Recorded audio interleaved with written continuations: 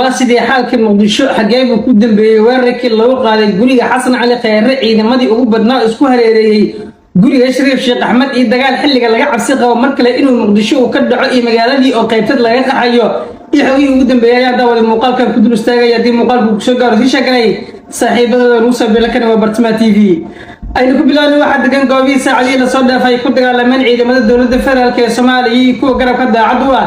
وزاري ورسمالي حسن علي خيري دقالك جنكي دنبي مانتا كدا عيد حفظ برمودة دقمده هلدايا قبل كبرادين وحكا الشيخ سارة كالدوان تاسو ودنبي كانتي عيدمدي الدولة هالكاس يكون معارض كلا دقالمي إن قيبها لوريقان قوبي يكون ورين عيدمدي داعد وحسن علي خيري حالك حلقة وحوية يمد دقان عيدمدي وقبنا داعد وحسن علي خيري صدق كلا يتسبق وحولا فالله أي حلقة كوسو قلقوليا أجا حفظ برمودة وأهلكو دقان وزاري ورسمالي حسن علي خيري sidoo kale wararka laga soo gaaraya xaafadda Mirnaaye degmada Cabdilcasiis gobolka Banaadir waxay ku waramayaan in ciidamadii ugu badnaa ka tirsan dawladda federaalka ee Soomaaliya qayboodii kala duwan isku hareerayeen guriga Shariif Sheekh Axmed halkaasna ay ka egdhow yihiin xaalkuna xilligan uu yahay mid aad u kacsan ciidamada dawladda ee saacadii la soo dhaafay gaari halkaas ayaa lagu soo waramayaa in ay dhaqaaqo kala duwan wadaan taa cagsigeeda ciidamadii Shariif daacad u ah ee ku sugan aaga xaafadda Mirnaaye degmada Cabdilcasiis gobolka Banaadir ayaa dhankooda dhifayso weyn halkaas ka qabtay iyadoo laga cabsi qabo saacada ka dambeysay halkaas dagaal inuu ka qarxo maadaama ciidamada yihiin kuwa soo fadhiya xaalka Muqdisho xilliga waxa uu muuqdaa mid aan la saadaalin karin maadaama dagaalka girinkii dambe maanta dhacay uu sababay dadkii ugu badnaa inay ka soo qaxaan degmooyinka horoodaga sidoo kale tohoda ay u qaxaan duleedka magaalada Muqdisho Mirnaaye dhankeeda waxay noqotay furin kale oo caasimada banaankeeda ka furan waqooyiga Muqdisho waxa ka soo kordha si gaar ah ayaa loo eegayaa iyo ciidamada xilligan isku horfadhiya gurigii hore madaxweyne cali mahdi maxamed oo degan yahay xilligan madaxweynihii toddobaad ee Soomaaliya Shariif Sheekh Axmed ciidamada daacad ah halkaas ay ku sugiin xog walba soo korta halkan isha ku hay geeri diyaar baan u nahay laakiin geedi diyaar uma ma ka tanaazulayno halganka aan wadno inuu sii socdo ma ka leexanayno ma nala cabsiin karo ma joojinayno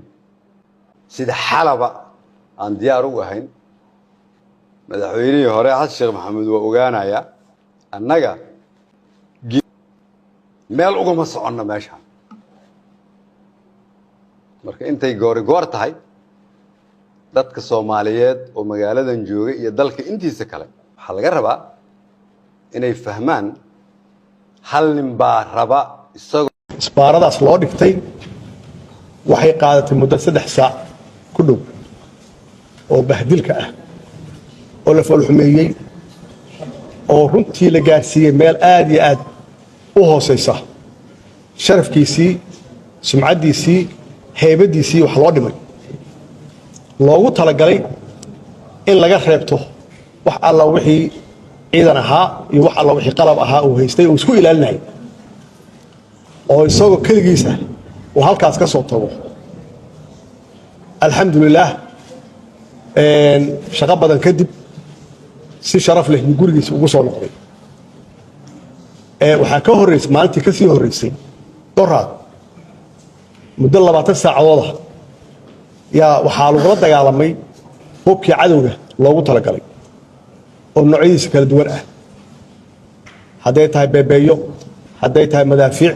haday tahay dhashiikayaal nooc walba oo kala duwan oo ciidanku ay isticmaalaan waxaa loola dagaalamay sidii cadowgii oo kale waxaa loogu talagalay in halkaas lagu dilo ama marka wuu sahlan tahay lagu waxyeelayo wuxuu galabsaday marka madaxweyne Sheekh Shariif waa la yaqaanaa waa madaxweynihii dalkan ka bixiyay kumeel gaarka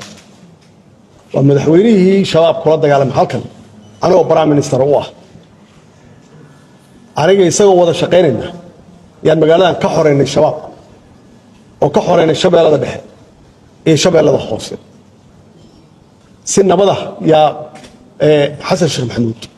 loogu wareejiyay xilka iyadoo loo nadiifiyay magaaladan saad ogteen magaaladan shabaab yaa nus haysatay duruuftaas adag iyadoo la soo maray dadaalkaas badan iyadoo la soo maray doorashadii lagu qabtay magaalada dhexdeeda iyadoo dibadda laga keenay oo lagu soo dhaweeyay Xasan Sheekh Maxamuud ma istaahilaan madaxweynihii intaas sameeyay inuu naftiisa khatar geliyo